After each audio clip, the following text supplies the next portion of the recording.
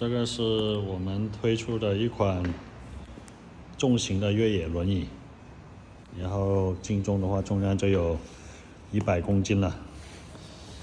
后轮是16寸的，充气的很强，电机单边500瓦，涡轮涡杆，然后是硕阳的，台湾品牌，这是行业里面重型的那种轮椅电机是比较好的。这是前轮10寸啊，都很宽，越野胎，然后碳纤维板。这个是一个汽车级的座椅，带头靠。这里是可以把靠背折叠的，倒车镜也有。这里有个购物袋，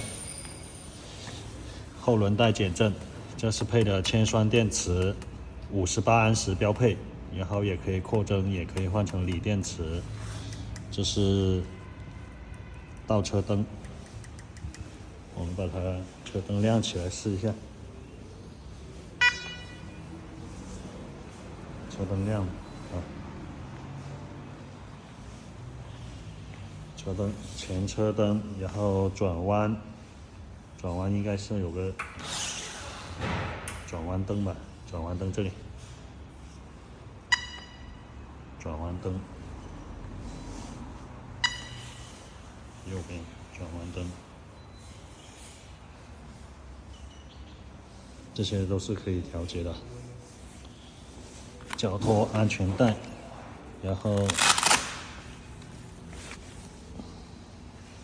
这个地方也可以折开。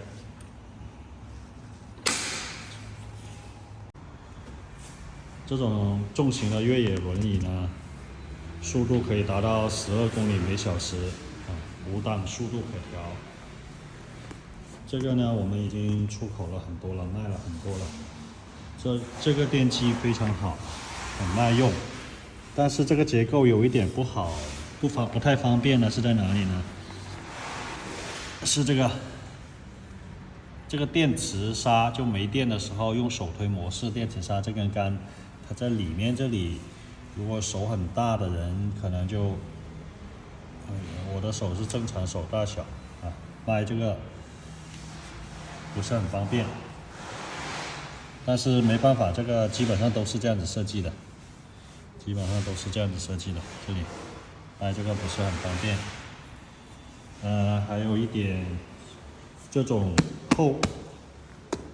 靠背可躺的车型呢，这个太靠下了，因为对一些用户来说的话呢，他弯腰不会太方便。你来照着，我坐上去。就相当于如果我要搬这个的话，我要这样子侧着弯腰，手不够长的话呢，是不太方便的。然后还有一点安全测试的话，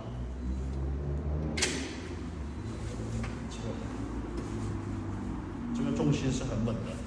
有一些比较轻的重型的轮椅，靠背可躺的轮椅，整体车辆比较轻的，重心设置的不够合理的话，人往后躺的时候会翘起来，然后会有点不安全，特别是上坡的时候，重心会更靠后，然后你平躺着的时候就可能会感觉不是很安全。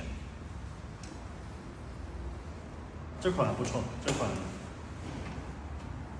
重心很稳。